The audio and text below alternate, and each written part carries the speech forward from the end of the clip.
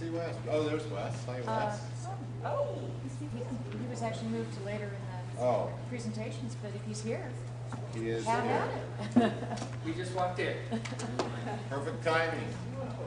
I'm glad there's something perfect about today. Good morning. It's good to be here, and this year we are representing the Garden Valley Chamber of Commerce. The grant is coming under that auspice this year.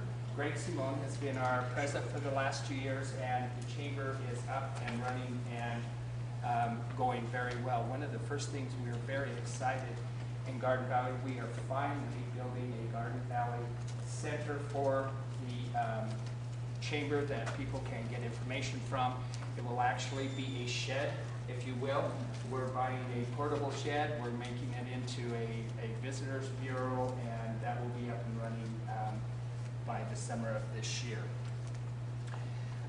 Garden Valley is going through a tremendous growth. South Fork Landing is, I just got an email on the way over here, the 6th house is up. They're going to be breaking ground for their new kayak whitewater park. The tubing hill, which will be huge for the Garden Valley area because we've been predominantly a summer recreation area. The tubing hill opens November 1st, and our grand opening will be Thanksgiving weekend. We will be breaking ground for the new 75-room lodge in the fall of 2008, and so we're really excited about that. The 1,500-seat amphitheater will be completed by August of this year.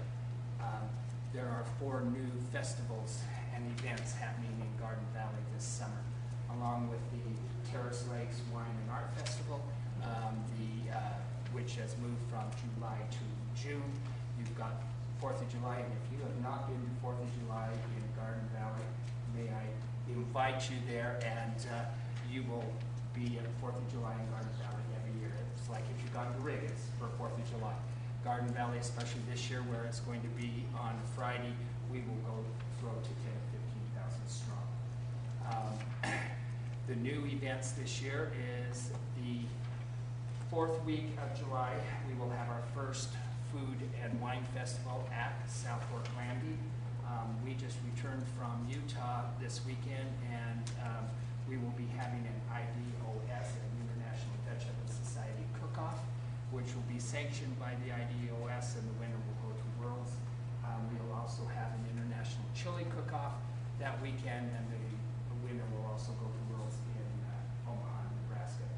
We are going to have several sponsors that are bringing in great prizes for the chefs or for the cook-offs, and we'll also have presentations. And since Sun Valley always does such a great job with their Gourmet Festival, which is the second weekend in June, we are strictly doing an outdoor food festival. The theme up there is Authentic Idaho. We're staying with that theme, going with the Dutch oven and the chili, and doing a spin-off of what Sun Valley does. In June 21st, we will be doing Western Days in Garden Valley, and then in August we have our Whitewater Days, and we will end that on the 24th of August with an outdoor concert by a new up-and-coming artist, Ken Griggs, who just won 2 CMTs, and he will be doing a concert outdoors at South Fork.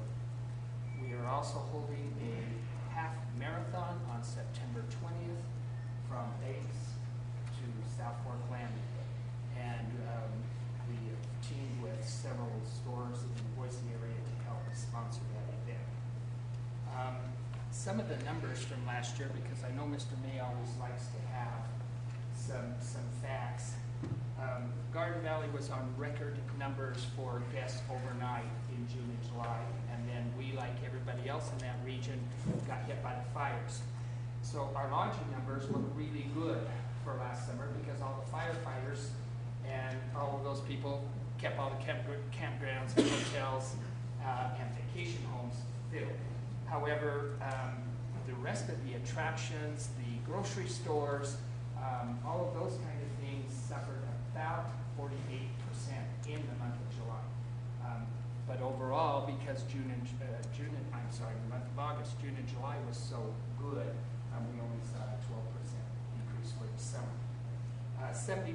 of our guests, and these figures are coming from Idaho Cabin Keepers, Terrace Lakes, Starlight Mountain Theater, and the Chamber Office. 72% of the guests in the summer months in Garden Valley came from Idaho. 38% of that 72% came from Ada, Canyon Counties, Gem, and Washington County.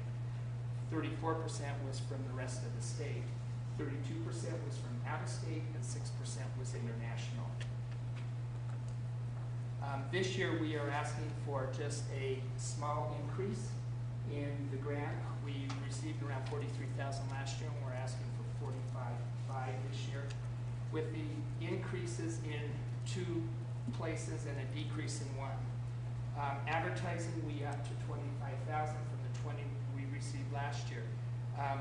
We've had great response in partnering with the state. I'm really excited to see what hits we got from this last weekend with the insert that was in.